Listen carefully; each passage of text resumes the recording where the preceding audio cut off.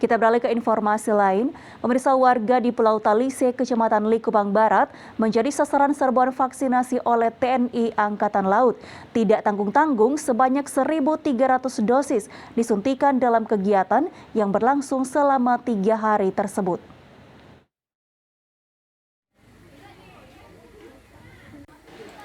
Serbuan vaksinasi masyarakat maritim yang dilakukan TNI Angkatan Laut terus bergulir. Kali ini Lantamal 8 melaksanakan penyuntikan vaksin dosis pertama dan kedua dengan total 1.300 dosis yang dipusatkan di Kampung Bahari TNI Angkatan Laut di Desa Talise, Kepulauan Talise, Kecamatan Likupang Barat, Kabupaten Minahasa Utara, Senin hingga Rabu hari ini.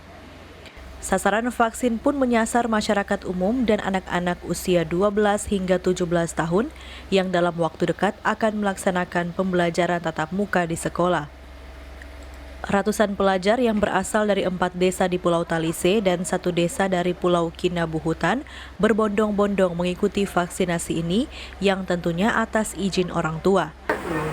Kami akan melaksanakan sekolah tatap muka, jadi saya seizin orang tua saya akan melaksanakan vaksin.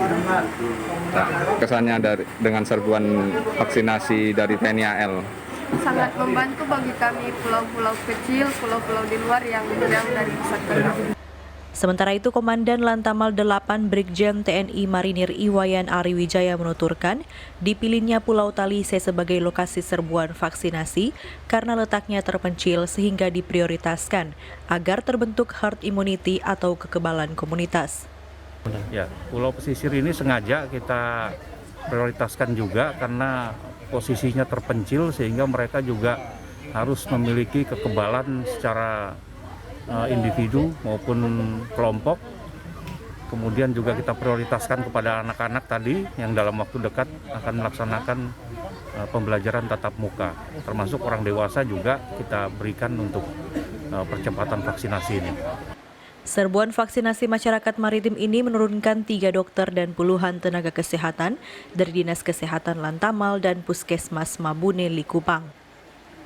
Paul Bawole melaporkan untuk Kawan Nuwa TV.